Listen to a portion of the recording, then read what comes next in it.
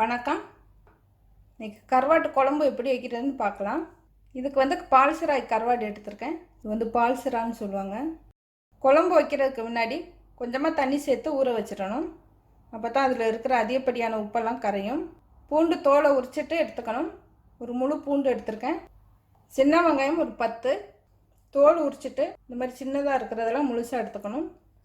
கொஞ்சம் பெருசாக இருந்ததுன்னா 2ஆக கட் பண்ணிவிட்டு சேர்த்துக்கலாம். சின்ன தக்காளி 2, காரத்துக்கு தேவையான அளவு மிளகாய்த்தூள் 1 டேபிள் ஸ்பூன் அளவு எடுத்திருக்கேன்.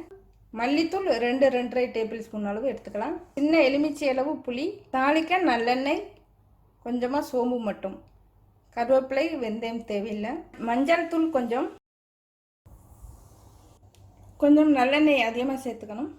சோம்பு சேர்த்துக்கலாம். பூண்டு பல், வெங்காயம்,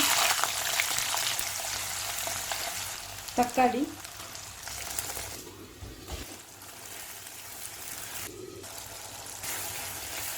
கருவாடு சேர்த்துடலாம். நல்லா வதக்கி விடணும். ஒரு 2 நிமிஷம் நல்லா வதக்கி விடணும். மஞ்சள் தூள் சேர்த்து வதக்கிக்கலாம். 1/4 டீஸ்பூனுக்கு கம்மியாக தான் சேர்க்குறேன்.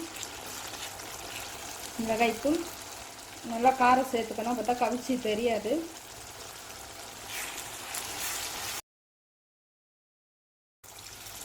தண்ணி சேர்த்து கொதிக்க விடணும்.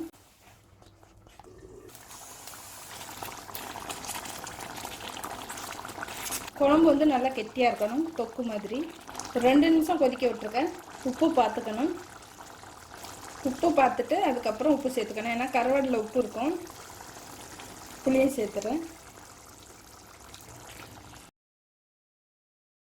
இன்னும் ஒரு 2-3 நிமிஷம் கொதிக்க விடலாம். கருவேப்பிலை சேர்த்தோம்னா குழம்போட வாசத்தை மாற்றிடும். கருவாட்டு குழம்பு வாசம் மாறிடும். இதுமாரி நிறைய நல்லெண்ணெய் சேர்த்து செய்யணும். இது 1 வாரத்துக்கு மேலே கெடாமல் வச்சுக்கலாம் அந்த தொக்கு. அதனால் எண்ணெய் அதிகமாக சேர்த்து செய்யணும். நல்லெண்ணெய் சேர்த்தோம்னா கவிச்சி வடையும் வராது. இப்போ குழம்பு ரெடி ஆகிடுச்சு. அடுப்பு ஆஃப் பண்ணிடலாம். இப்போ கருவாட்டு குழம்பு ரெடி ஆகிடுச்சு. இது சாதத்தில் சேர்த்து சாப்பிட சுவையாக இருக்கும். இந்த தொக்கு 1 வாரத்துக்கு மேலே கெடாமல் வச்சுக்கலாம். அப்பப்போ சூடு பண்ணி எடுத்து வைக்கணும். இந்த குழம்பு பழைய குழம்பு ஆக தான் சுவை அதிகமாகும்.